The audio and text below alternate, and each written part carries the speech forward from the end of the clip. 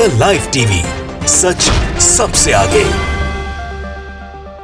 नमस्कार, the live TV देख रहे हैं आप। मैं हूं हर्षिता सिंह आपके साथ। भारतीय जनता पार्टी ने अनपढ़ों की पूरी एक फौज, एक जमात पार्टी में खड़ी कर रखी है, जो आए दिन अपनी मूर्खता की मिसाल पेश करते रहते हैं। कभी बिना ज्ञान की बातें करते हैं तो कभी बिना सोचे समझे कुछ भी उठा करके सीधा रिट्वीट कर देते हैं और उसके बाद हो जाती है इनकी किरकिरी। लोगों के सामने जमकर इनका मजाक बनाया जाता है और इस बार इन्होंने कुछ ऐसा कर डाला है जिसके बाद से सोशल मीडिया पर जमकर इनके नेताओं का, इनके पार्टी का मखौल उड़ाया जा रहा है। और उसके बाद इनसे ये पूछा जा रहा है कि आखिर अब बताओ कि पढ़ा लिखा नेता देश में क्यों जरूरी है। और इस बार अपनी मूर्खता दिखाई है बंगाल बीजेपी के प्रदेश अध्यक्ष दिलीप घोष, जो बीजेपी के सबसे चहेते हैं, जो हमेशा से बेहुदा और बेतुका बयान देने के लिए काफी ज्यादा माहिर माने जाते हैं। और इस बार जो इन्होंने किया है उसे देखकर आप भी हंस पड़ेंगे और सोच भी पड़ जाएंगे कि आखिर कोई नेता इतना बेवकूफ और इतना मूर्ख कैसे हो सकता है। ये देखिए क्या किया है जनाब ने। दरअसल आउटलुक ने एक बंगाल हिंसा को लेकर के दिलीप घोष के ऊपर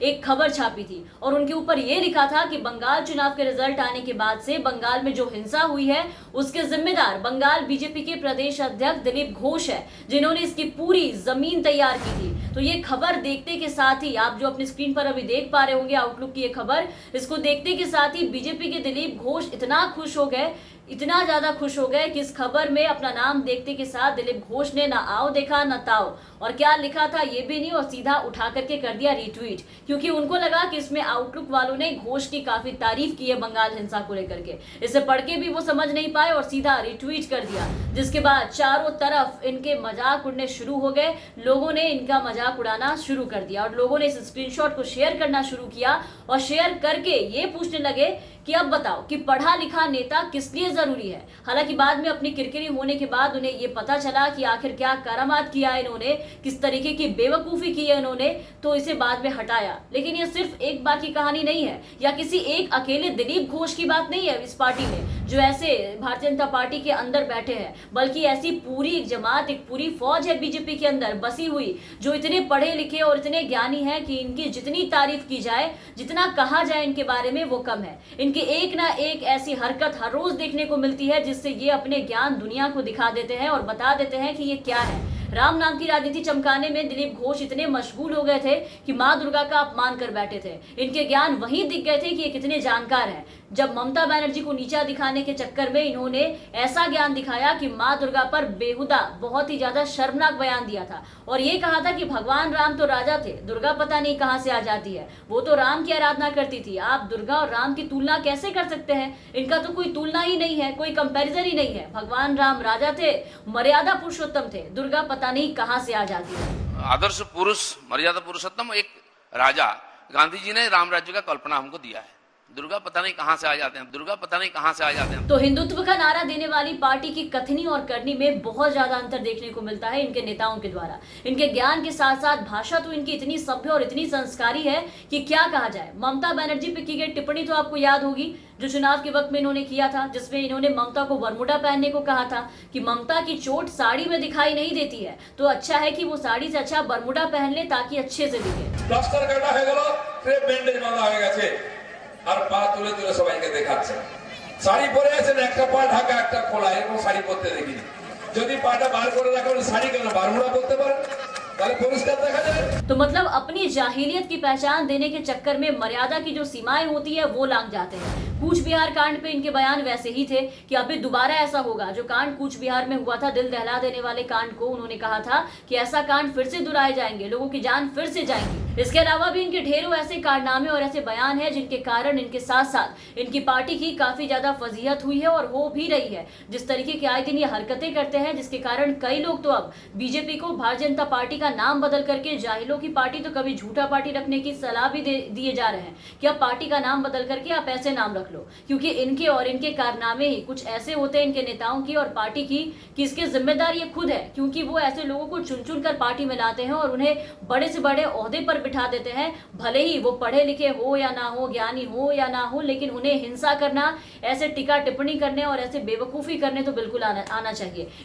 इतना काफी होता है इनके लिए। और इसके अलावा आपका नाम, अगर आपका ताल्लुक अपराधों से है तो फिर आप समझो कि पार्टी में आपकी एंट्री तय।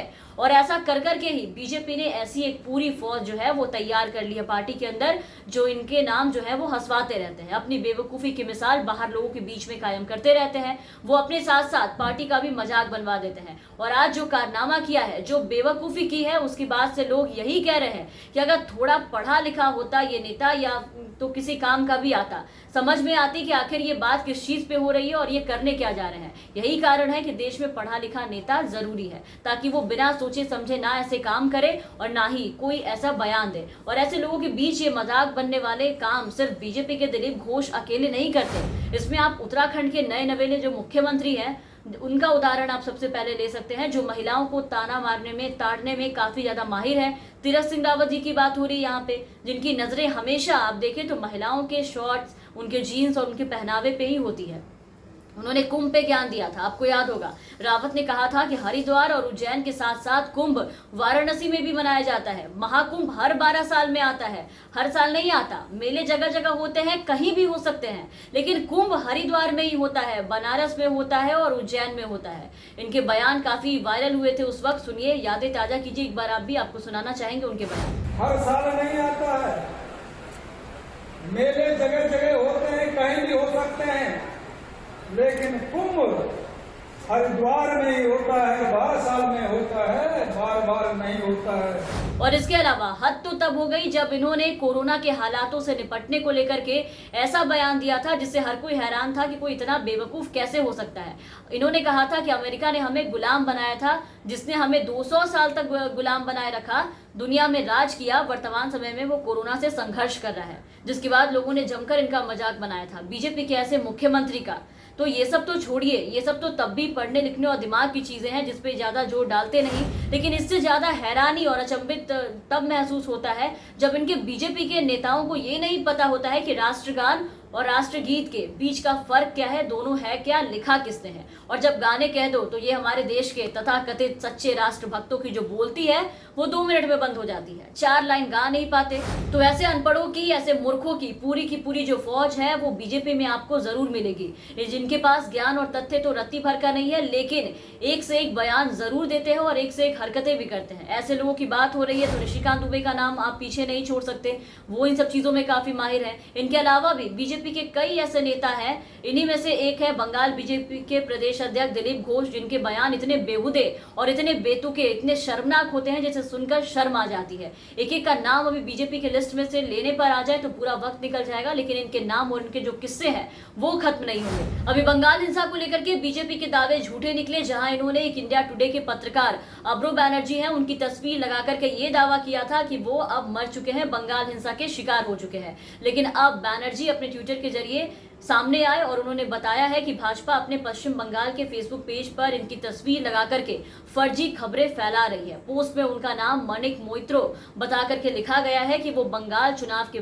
बाद जो हिंसा हुई उस हिंसा का शिकार हो गए थे। लेकिन बैनर्जी ने ट्वीट करके ये अब जानकारी दी है कि बीजेपी आईटी सेल का ये कारनामा है जो ये सब दावा कर रही है कि मणिक मोइत्रा हूं मैं और मैं बंगाल हिंसा का शिकार हो चुका हूं और मेरी मौत हो चुकी है। कृपया इन फर्जी पोस्टों पर विश्वास ना करें, मेरी चिंता ना करें, मैं अभी भी जिंदा हूं। तो ऐसे कई किस्से झूठे निकले हैं बंगाल में बीजेपी के द्वारा जो दावे किए गए थे हिंसा को लेकर के, और इन्हीं सब कारनामे को इकट्ठा करके आउटलुक ने यह बताया था कि कैसे बंगाल बीजेपी के प्रदेश अध्यक्ष ने बंगाल हिस्सा की जो जमीन है वो तैयार की। तो दिलीप घोष ने बिना सोचे समझे इस पर सहमति जताई, उससे उठा करके सीधा रीट्वीट कर दिया, जिसके बाद इनकी किरकिरी शुरू हो गई और चारों तरफ इसे शेयर करके फिर ये सवाल किया जाने लगा कि आखिर अब बताओ कि देश में पढ़ा लिखा नेता क्यों जरूरी है। तो तमाम अपडेट्स और तमाम खबरों के लिए आप बने रहे हमारे साथ। अगर आप हमारा ये वीडियो हमारे YouTube पे देख रहे हैं तो हमारे चैनल को सब्सक्राइब करें, साथ ही बेल आइकन दबा दें ताकि हमारी हर अपडेट्स आप तक पहुंचती रहे। और अगर आप हमारे ये वीडियो हमारे फेसबुक पेज के जरिए देख रहे होंगे तो हमारे फेसबुक पेज को फॉलो कर लें। धन्यवाद। द लाइव टीवी, सच सबसे आगे।